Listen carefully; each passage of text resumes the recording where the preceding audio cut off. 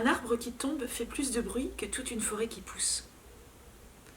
Nos actualités, nos informations ne sont faites que d'arbres qui tombent. Le monde aurait disparu depuis bien longtemps si c'était ceci l'unique réalité. Le monde tient debout par ce réseau d'amour que nous créons, vous et moi, chaque jour, et tous ces êtres qui, en cet instant, sont en train de faire quelque chose, des actes d'amour dans le monde, un regard de tendresse pour la terre qui nous entoure, pour la création. Cela tient le monde debout. Il ne s'agit pas de se détacher de ce monde, mais de le rencontrer à partir d'une autre force. Sinon, on est entraîné dans le maelstrom de l'épouvante. Il faut savoir vraiment doser l'information que l'on reçoit. Je dois dire que je regarde de moins en moins les actualités à la télévision parce que les images sont indomptables et me hantent.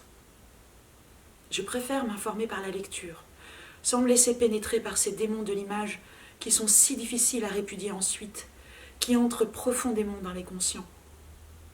Il ne s'agit pas de se désinformer, certainement pas, mais de rencontrer le monde d'une autre manière.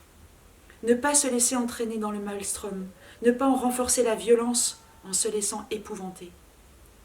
Mais rester en contact avec la profondeur, se pencher sur ce qui m'habite, sur ce silence des entrailles.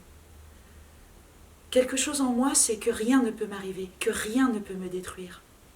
C'est ce noyau infracassable en nous, ce noyau infracassable du divin en chacun et chacune de nous. Alors la peur cesse, et quand la peur cesse, il y a un drôle de morceau de moins d'horreur sur la terre. Parce que la peur est la plus grande créatrice de réalité qui existe. Ce dont nous avons peur, nous le créons presque irrémédiablement. C'est quelque chose d'effarant. Vous avez dû le remarquer dans votre vie. La peur a le pouvoir d'engendrer images et réalités. Dans l'univers d'épouvante dans lequel nous vivons, tout tient par la peur. Il faut y répondre en congédiant en nous la peur, en reprenant contact avec ce noyau infracassable qui nous habite.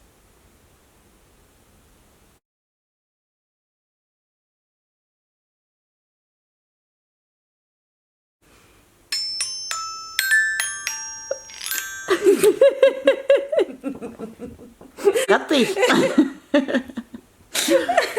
Un truc à faire, quoi. L'instant Christiane.